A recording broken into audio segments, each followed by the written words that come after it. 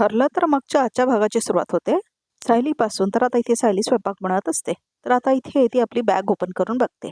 तर आता ती बॅगेमध्ये डब्बा वगैरे घालते.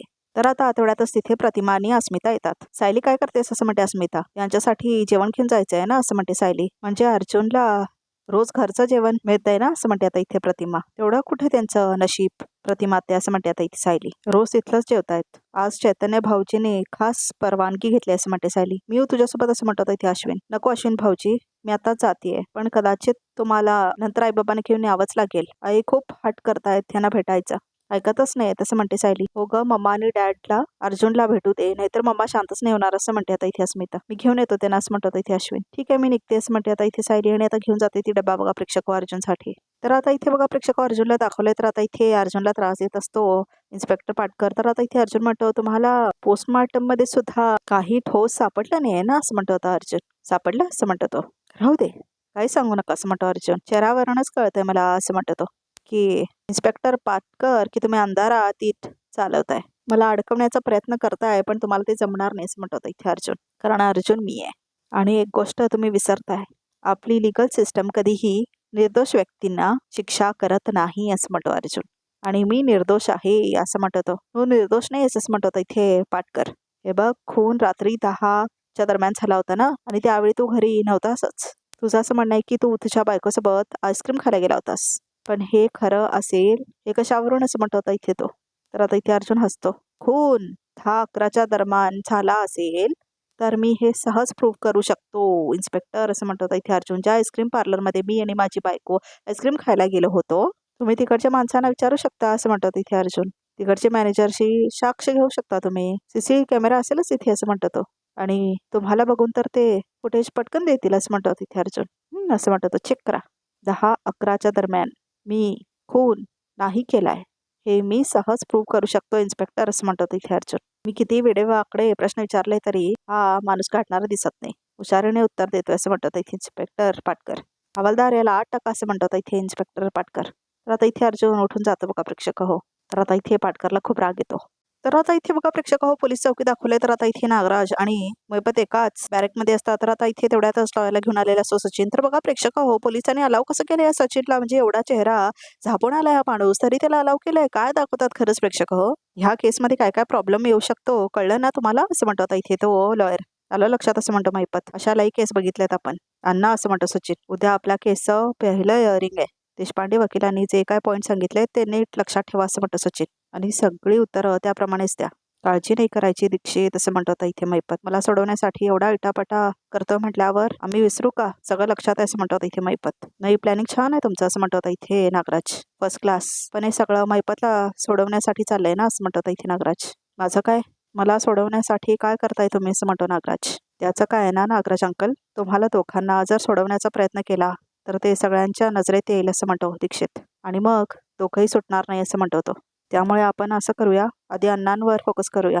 त्यांना एकदा बाहेर काढलं की मग तुम्हाला बाहेर काढण्याच्या कामावर लागूया असं म्हणतो तो. हा असं म्हणतो होता मैपत. आणि टेन्शन घ्यायचं नाहीये नाग्या, दीक्षित बोलला ना तो तुला पण सोडवणार असं म्हणतो इथे मैपत. अण्णा एक इश्यू आहे असं म्हणतो इथे सचिन. जज आणि सरकारी वकीला मॅनेज करण्यासाठी थोडीशी कॅश लागेल असं म्हणतो इथे सचिन. मगच ह्या केसमध्ये पुढे प्रॉब्लेम्स येणार नाहीत असं म्हणतो तो. तुला पैसे पाहिजेत ना, मिळून जातील असं म्हणतो इथे मैपत. तो अर्जुन सुभेदार आहे ना, तो आडवा नाही आला पाहिजे तसं म्हणतो मैपत. त्या अर्जुन सुभेदाराचा काटा परस्पर निघालाय अण्णा असं म्हणतो इथे सचिन. त्याला एका खुनाच्या आरोपात अटक झाली असं म्हणतो तो. तर आता इथे नागराजला आनंद होतो. काय बोलतोय का असं म्हणतो नागराज. अर्जुन सुभेदारनं खून केला कुणाचं असं म्हणतो इथे मैपत. नाही त्याने खून केला नसेल, पण तो खुनाच्या आरोपात त्याला अटक झाली हे मात्र नक्की असं म्हणतो सचिन. तर आता इथे अर्जुनला दाखवलं बघा प्रेक्षक. तर आता इथे चैतन्य आणि इन्स्पेक्टर सावंत आलेले असतात त्याला भेटायला. तर आता इथे अर्जुन येऊन बसतो. तर आता तिथे सायली आलेली असते. तर आता ती डब्बा घेऊन आलेली असते बघा प्रेक्षक हो.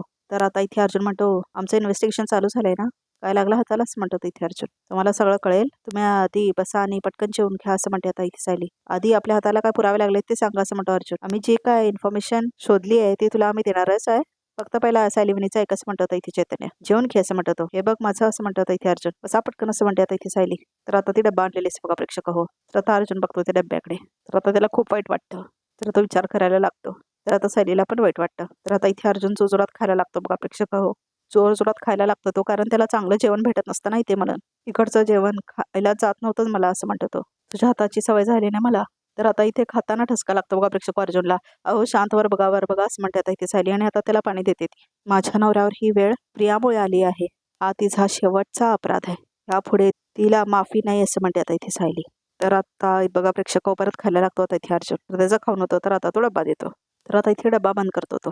तर आता परत पाणी वगैरे पितो बघा प्रेक्षक अर्जुन. थँक्यू असं म्हणतो आता अर्जुन.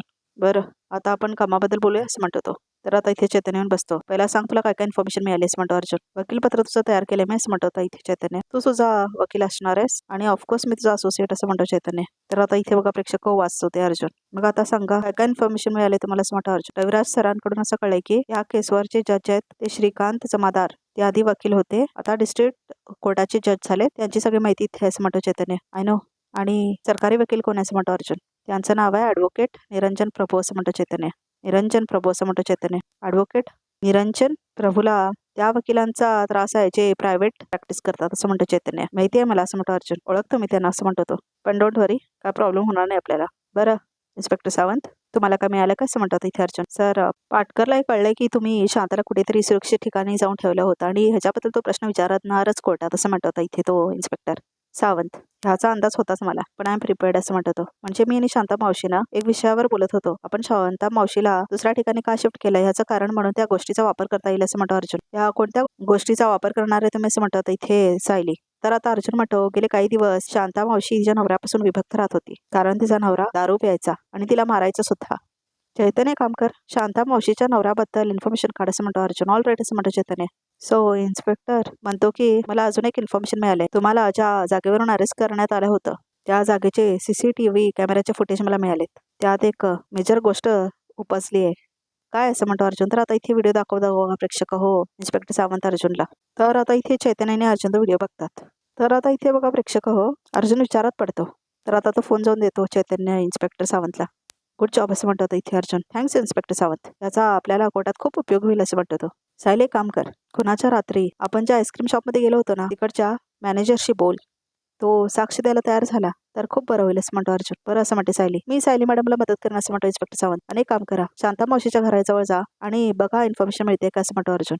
मला वाटतं तुला शांता मावशीच्या नवऱ्याचा ॲड्रेस तिथूनच मिळेल असं म्हणतो तो. आपण जयेश दादांना सुद्धा कोर्टात साक्ष द्यायला बोलू शकतो ना असं म्हणतो सायली. ऑफकोर्स असं म्हणतो अर्जुन. त्याची साक्ष खूप महत्वाची असेल आपल्यासाठी असं म्हणतो इथे अर्जुन. आणखीन एक खुनाच्या रात्री प्रिया धीराज भाऊजी बरोबर भेटली होती रात्री 10:30-11 पर्यंत असं म्हणते सायली. वॉट म्हणून असं ते धक्का बसतो अर्जुनला आणि चैतन्यला पण. पण मम्मा म्हणाली होती की प्रिया आणि अश्विन एकत्र बाहेर पडले असं म्हणतो अर्जुन. हो असं म्हणते सायली. पण ती फार वेळ अश्विन भाऊजींबरोबर थांबलेली नव्हती असं म्हणते सायली. कारण त्यानंतर असं सगळा प्रकार आता इथे सायली सांगते बघा प्रेक्षक अर्जुनला. तर आता इथे अर्जुनला ती आठवण करून सगळं सांगते फ्लॅशबॅक मध्ये. तर आता इथे सायली केलेली असते ना कॉल अभिराजला. तर आता त्याला विचारलेली असते ती की तुमचं बोलणं झालं का प्रियासोबत म्हणून. नाही नुसतं फोनवर बोलणं नाही झालं. आम्ही काल रात्री भेटलो पण असं म्हणतो तो. भेटली पण असं म्हणते आता इथे सायली.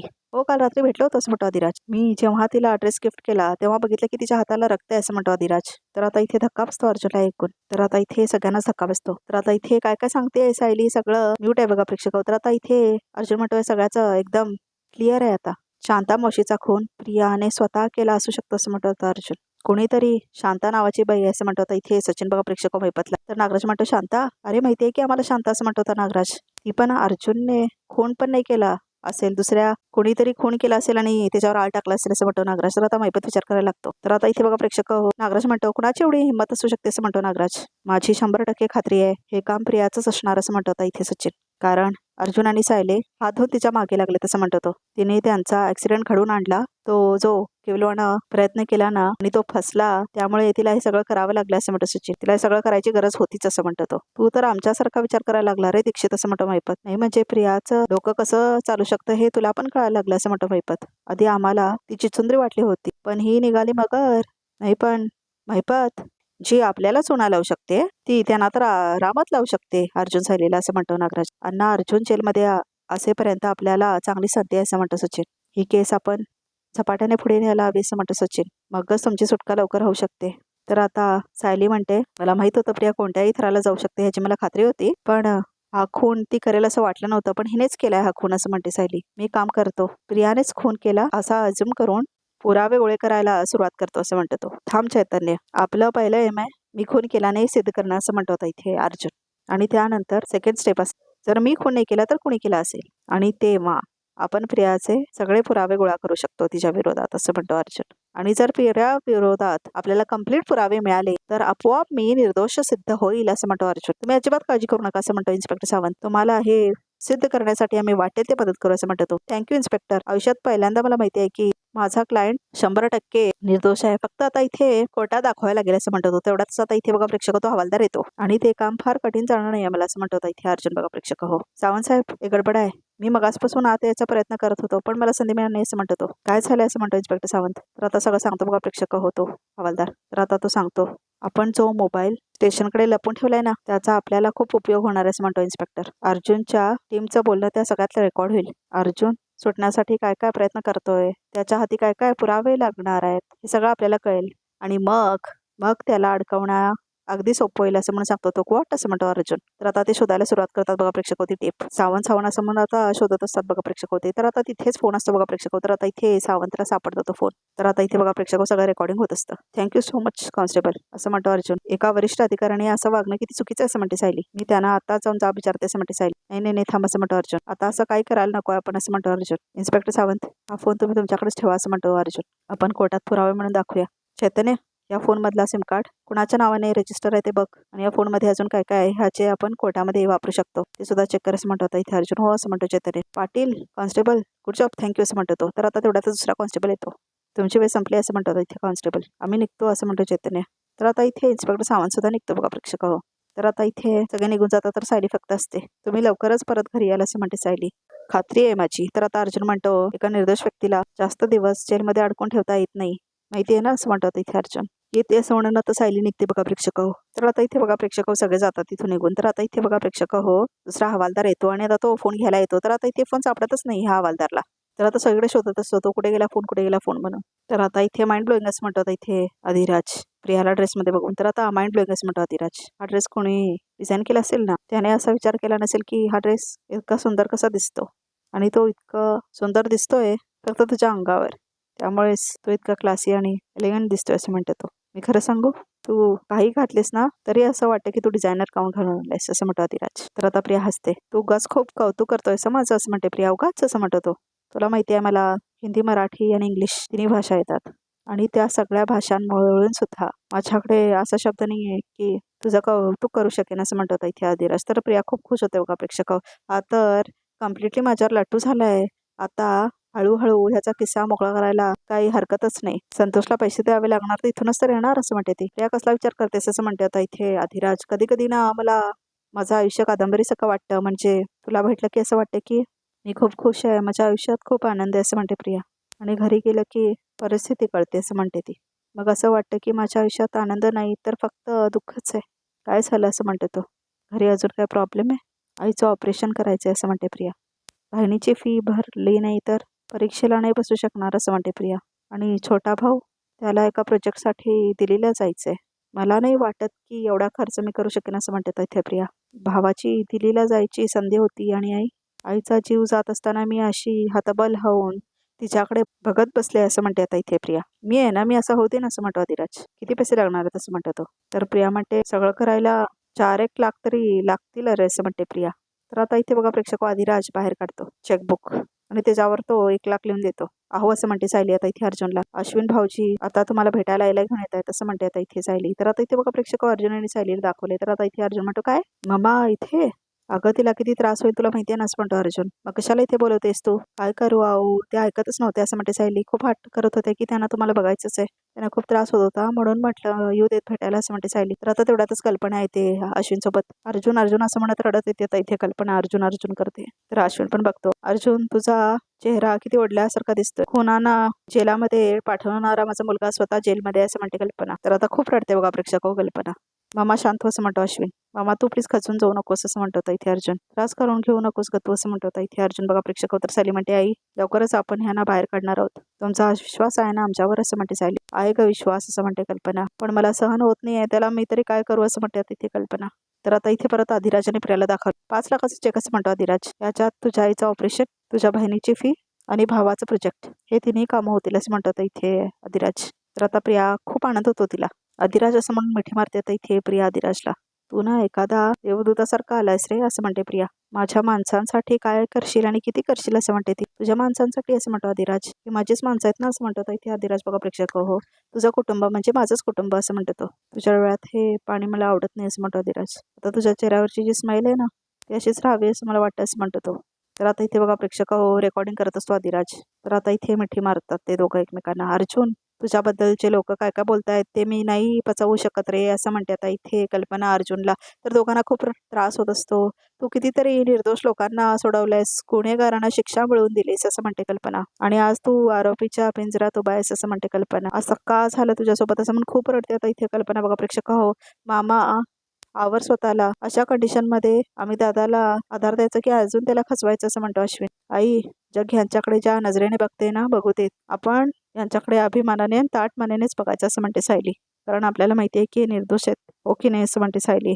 तर आता तेवढ्याच हवालदार येतो. चला वेळ संपले तुझी असं म्हणतो इथे हवालदार. दादा असं म्हणतो अश्विन. काळजी घे असं म्हणतो तो. आणि आपण परत भेटू आणि आपल्या घरी भेटू हा असं म्हणतो अश्विन. तर आता इथे कल्पना म्हणते अर्जुन अर्जुन अर्जुन बाळा, सांभाळ स्वतःला, सांभाळ असं म्हणते आता इथे कल्पना. मला प्लीज इथे परत आणू नकोस असं म्हणतो अर्जुन. असा त्रास ती जाऊन नाही बघवत मला असं म्हणतो. तुम्हाला इतक्या गंभीर गुन्ह्यात अटक झाली, त्यांना वाईट तर वाटणारच ना असं म्हणते सायली. एवढा त्रास तुम्हाला न भेटण्यामुळे होत होता म्हणून त्यांना आणलं. तुम्ही जेव्हा कोर्टात हे सिद्ध कराल ना की तुम्ही निर्दोष आहात म्हणून, तेव्हा त्यांचा सगळा त्रास निघून जाईल असं म्हणते सायली. तर हो असं म्हणतो अर्जुन. तर आता इथे परत प्रियाला आणि धीराजला दाखवले. तर आता इथे बघा प्रेक्षक हो, दोघे मिठी मारून थांबलेले असतात आणि सगळं रेकॉर्ड होत असतं बघा प्रेक्षक. आदिराज हे सगळं रेकॉर्ड करत असतो. तर आता इथे बघा प्रेक्षक संतोष म्हणून काल येतात इथे प्रियाला. तर आता प्रिया म्हणते डॉक्टर, आईच्या डॉक्टरांचा फोन आहे असं म्हणते प्रिया. कॉल घेऊन सांगते त्यांना की ऑपरेशन करता येणार आहे, लवकर डेट ठरवायला सांग असं म्हणतात इथे आदिराज. असं म्हणतात इथे प्रिया आलीच असं म्हणते ती. तर आता प्रिया जाते बघा प्रेक्षक तिथून. तर आता ती कॉल घेते. तर आता इथे प्रिया संतोषी बोलत असते. तर आता इथे आदिराज म्हणतो डॉक्टर, प्रिया नक्की कुणाशी बोलते हे कळायलाच हवं असं म्हणतो आदिराज. संतोष, मी तुला सांगितलं होतं ना मी स्वतःहून तुला कॉल करेन असं म्हणते आता इथे प्रिया. मग कशाला कॉल केलात? अरे मी पनवेलमध्ये आलो असं म्हणतो संतोष. तू वेडाबिला झालास का असं म्हणते आता प्रिया. काय वाटेल ते झालं तरी तू पनवेलमध्ये कुणालाच भेटायचं नाही असं म्हणते प्रिया. अहो मॅडम, माझं एक जुनं घर आहे तिथेच लपून होतं असं म्हणतो तो. तिथून पण परत यावं लागलं असं म्हणते आता इथे प्रिया. पण का असं म्हणते ती. मॅडम, तिथे पण माझा पोलीस रेकॉर्ड आहे ना, मागे तर चोरी केली होती, आता तिथल्या पोलिसांना कुणीतरी खबर दिली की मी जुन्या घरी आलोय, तिथून पण परत यावं लागलं मला असं म्हणते तो. पेंडोकायस का असं म्हणते प्रिया. पेंडोकायस आता इथे लपून राहा कळलं असं म्हणते प्रिया. पाटकरला अर्जुनचा पुढचा प्लॅन काय आहे समजू तरी दे असं म्हणते प्रिया. मग बोलू आपण असं म्हणते प्रिया. मॅडम ऐका ना, पाटकर साहेबांनी एक निरोप दिलाय की त्यांना अर्जुन साहेबांचं काही रेकॉर्ड करता आलं नाहीये आणि ह्याच्यामुळे अर्जुन साहेबांचे पुढचे प्लॅन कळेच नाही असं म्हणतो तो. सगळे बिंडोक माझ्याच नशिबात आले असं म्हणते प्रिया. आता पुढे कसं काय करायचं मला कसं कळणार असं म्हणते प्रिया. आणि सगळं आदिराज ऐकत असतो हे. तर आता इथे बघा प्रेक्षक प्रिया बघते त्याला. तर आता इथे तो बोलत असतो. तर प्रिया दुसरीकडे जाते. तर प्रिया म्हणते आता कुठे आहेस रे तू? आता शुक्ला कॉलनीच्या मागे एक वस्ती आहे तिथेच राहिलो असं म्हणतो तो. तर आता इथे फोन ठेवते बघा प्रेक्षक होती. तर आता इथे बघा प्रेक्षक फोनवर बोलून होतं प्रियाचं. तर आता इथे आदिराजचं पण बोलणं होतं. तर आता तिथून प्रिया निघून जाते. तर आता इथे आदिराजने रेकॉर्डिंग केलेलं असतं ना, तो आता इथे बघतो बघा प्रेक्षक तर आता तो फोन सुद्धा घेतो. तर आता इथे बघा प्रेक्षक ते सगळं सेव्ह करून घेतो तो.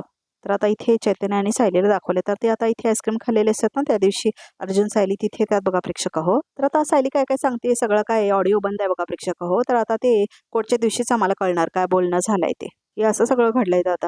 तुम्ही ह्यांच्या बाजूने कोर्टात साक्ष द्याल ना असं म्हणते सायली. हो देईन मी असं म्हणतो आता इथे तो माणूस.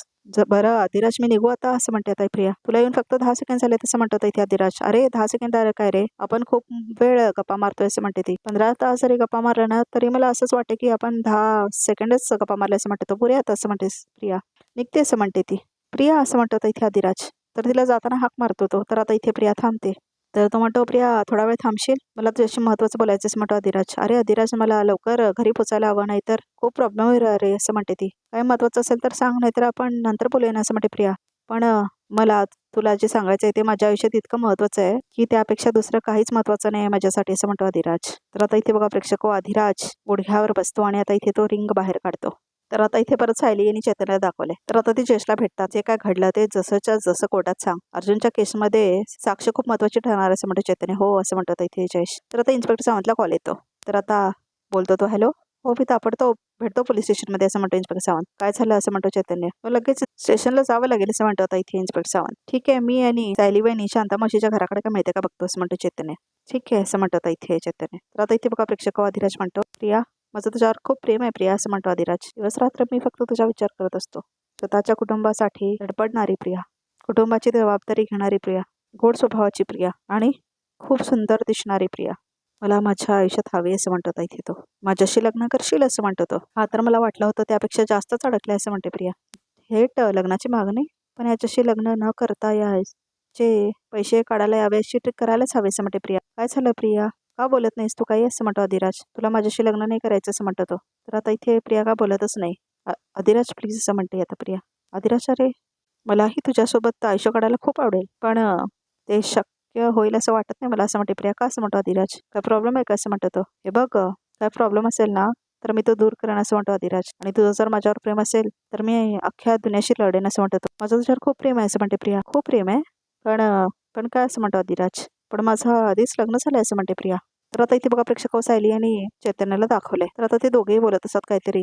शांता मावशीचा नवरा तर माझ्याकडे नंबर आहे त्यांचा असं म्हणते ती बाई. तळाच्या मागे जी वस्ती आहे ना तिथे राहतात ते काका असं म्हणते ती. तर आता चैतन्य म्हणतो मी तुम्हाला माझा नंबर देतो, त्याचा ऍड्रेस पाठवता का असं म्हणतो चैतन्य. तर नंबर पाठवते ती बाई. तर अधिराज म्हणतो तुझं लग्न झालंय असं म्हणतो तो. मग आधी का नाही सांगितलं असं म्हणतो तो. कुठल्या तोंडाने सांगणार होते की माझा नवरा दारू पितो मला मारतो असं म्हणते प्रिया. अधिराज आमचा अरेंज मॅरेज होतं असं म्हणते प्रिया. तेव्हा आई बाबांना वाटलं की घरात खाणारा एक तोंड कमी होईल, आणि मग माझ्या नवऱ्याने आम्हाला सांगितलं होतं की मला खूप चांगली नोकरी आहे, पण प्रत्यक्षात तो काहीच करत नाही रे असं म्हणते प्रिया. आणि आता तर काय माझ्याच पैशावर जगतो असं म्हणते प्रिया. माझ्या आई बाबांची चांगलंही वागत नाही, कधी एकदा ना त्याला सोडते असं झालंय बघ असं म्हणते प्रिया. पण मी काहीच नाही करू शकत असं म्हणते ती. काहीच का नाही करू शकत असं म्हणतो अधिराज. डिवोर्स घेऊ शकतेस असं म्हणतो तो. डिवोर्स घेऊन कुठे जाऊ असं म्हणते प्रिया. परत आई बाबांवर ओझवून बसू का असं म्हणते आता इथे प्रिया. आणि मी एकटी राहिले तर त्यांना ते सहन नाही होणार आहे असं म्हणते ती. मी जिवंत आहे ना असं म्हणतो ते अधिराज. मी जिवंत असेपर्यंत तुला कधीच एकटं पडू नाही देणार असं म्हणतो अधिराज.